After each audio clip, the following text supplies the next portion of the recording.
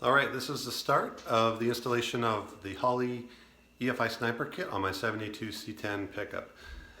It's wintertime here in Alberta, Canada. It's about minus 15 Celsius or plus 8 Fahrenheit out.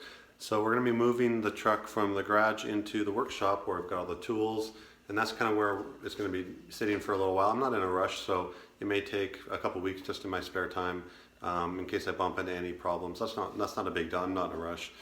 So yeah, we're gonna move out, see if the truck will start up. It hasn't been fired up in a couple months, so we'll see if it goes. Got a fresh dusting of snow. It's actually snowing right now. Gus the dog on cougar patrol. We've actually seen a couple cougars around here, right in the driveway.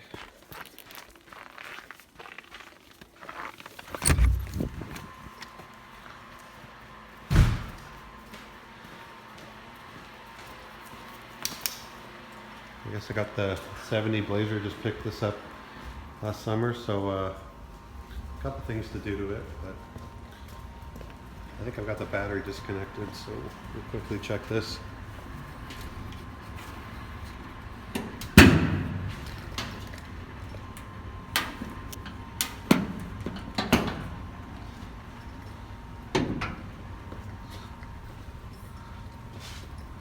No, not disconnected, so let's see if it starts. I got my special keychain holder here.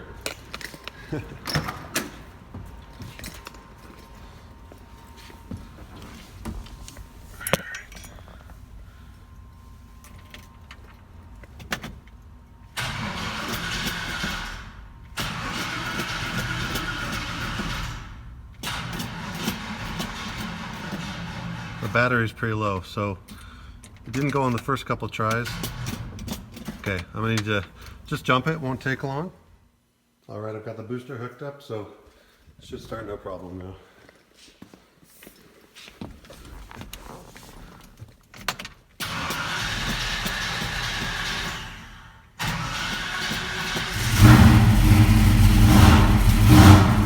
All right.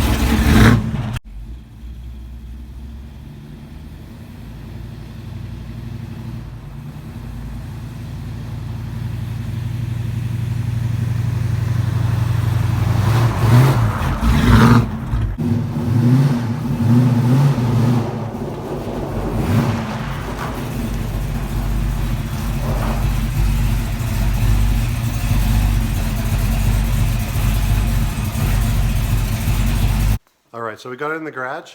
I've never driven it in the snow, so that was kind of interesting. I'm glad it made it up the hill, no problem. It has posi now, an Eaton, so that definitely helped with getting up the hill a little bit. So let's talk a little bit about why I'm doing this. So my goals for the truck are for it to look stock-ish. Right now I've got rallies on, and it's lowered a bit. So, but I wanted to have a lot more power than it came with stock. My goal is to get into the 13s here up at about 3,000 or 4,000 feet elevation at the drag strip. I've got drag radials on another set of rallies, but I also want the engine bay to look really stock too. So let's have a look at that.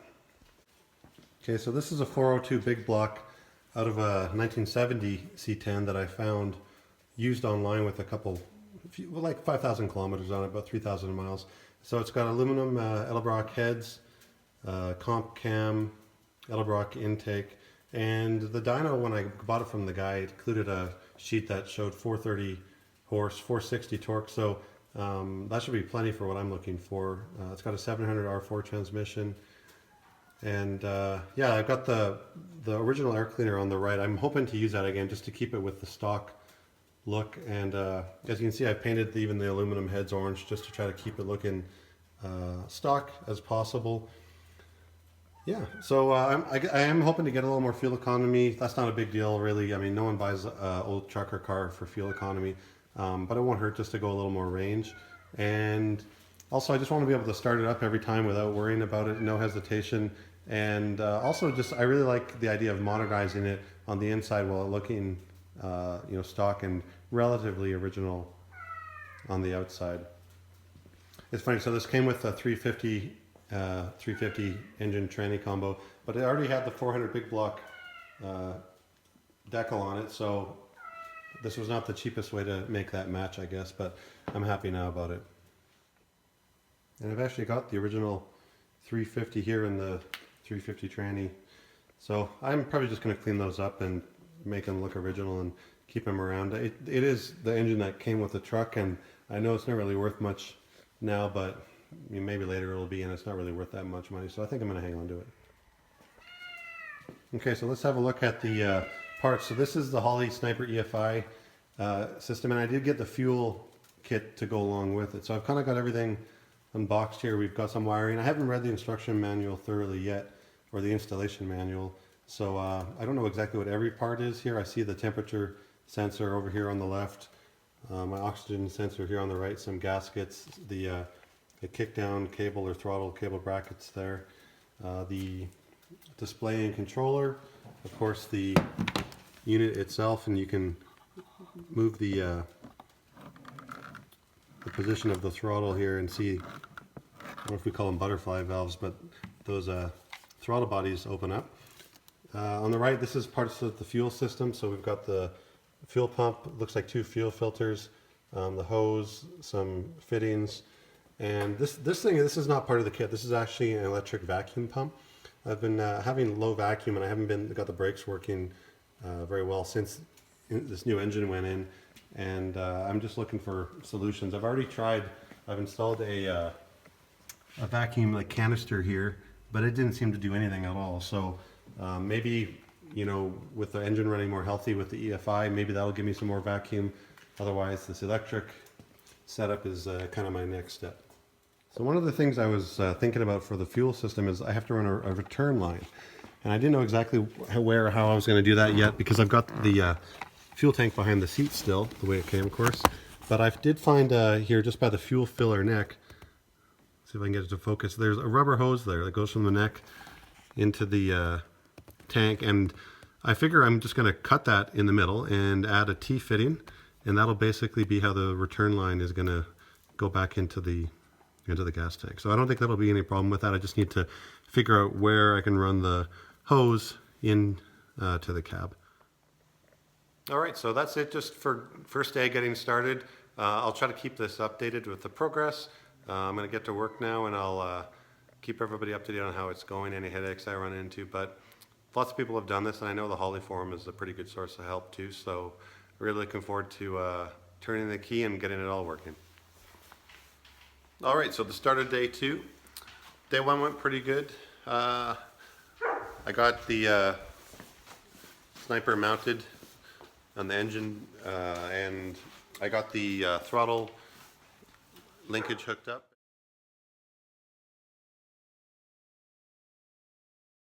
And the transmission. I had to modify the bracket a little bit. I'll show it in a picture.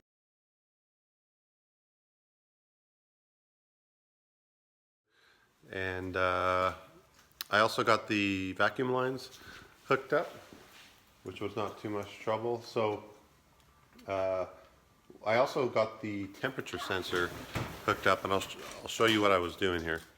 So the instructions say to put the temperature sensor somewhere where they can get good flow. So I was actually hoping to put it somewhere in the front here on the intake manifold. This is the current temperature signal that goes to the factory gauge, and I thought that was a good place, but it's being used already. And so at the very back of the intake manifold they're called like water exit holes or something. So I put it down there. Let's see if we can see it.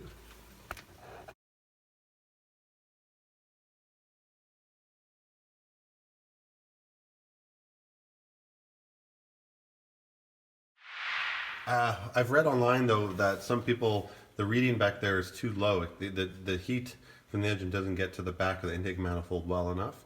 And I think it needs to get to a certain temperature to go into learn mode. So I may be looking for an alternative location for that Holley temperature sensor in the future. There is down here on the one of the hoses going into the water pump, there's a option to put something in there, but the hole is much bigger than what the Holley sensor is meant for, so I'd have to get an adapter. And I don't super like that location because it's kind of visible, so I'll be maybe doing a little more research on that. I also got these MSD parts with the engine, and I haven't used them, and honestly I'm not experienced enough to know how to set them up, so I'm going to have to do some research to decide if I'm going to want to use these as part of this installation or maybe add them later. I'm not sure yet. So plans today, going to get the O2 sensor installed, going to cut a hole in the exhaust near the header and use this kind of clamp on mount to install the O2 sensor. That should not be too much trouble. And if I have time, I'm going to start to try to get some of the wiring hooked up a little more. And then after that, this is the instruction that does not describe the fuel system. So we've got different set of instructions over here for the fuel system. So yeah, we'll see what we can get done today. So far, so good. All right, end of day 2. I didn't get a lot done today. Had some stuff to do, and other than the truck, and also ran into a couple headaches. So I got under the truck to drill the hole for the O2 sensor. I finally found a place I could get an angle with the drill. So, but before I did that, I actually tried loosening the exhaust just to lower it so I could get a better angle for the O2 sensor. And that's when I realized some of my nuts and bolts were seized basically between the header collector and the exhaust. So I ended up I had to take those bolts off anyway because they were partially loose. They weren't creating a good seal anymore, but I had to get a grinder in there, and that was a real pain because it was so tight. But anyway, got those off, got fresh bolts in, so everything's tight on the exhaust. Got the hole drilled.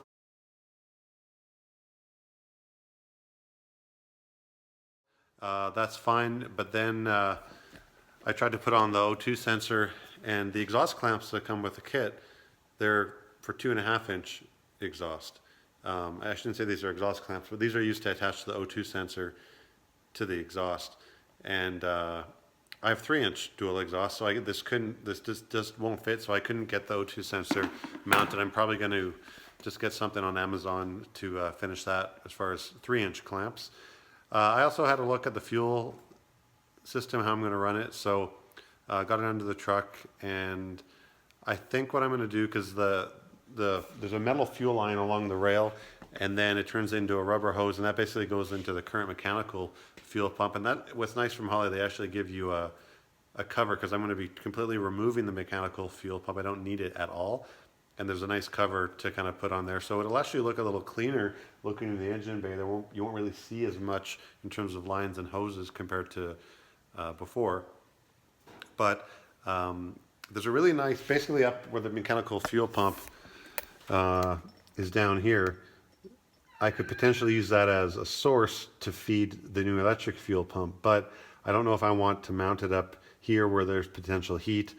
So I may end up, like I see a lot of people mounting the electric fuel pump along the frame rails, and I just need to determine exactly where I want to cut or start, basically get the source of fuel from the gas tank to come into the electric fuel pump. While I was under there, I was trying to look for a hole or something that I'm going to be able to run the return line back up into the cab where the fuel tank is. And there is kind of like a grommet where the fuel source comes out of the tank down under the truck currently, but it's super old and really hard.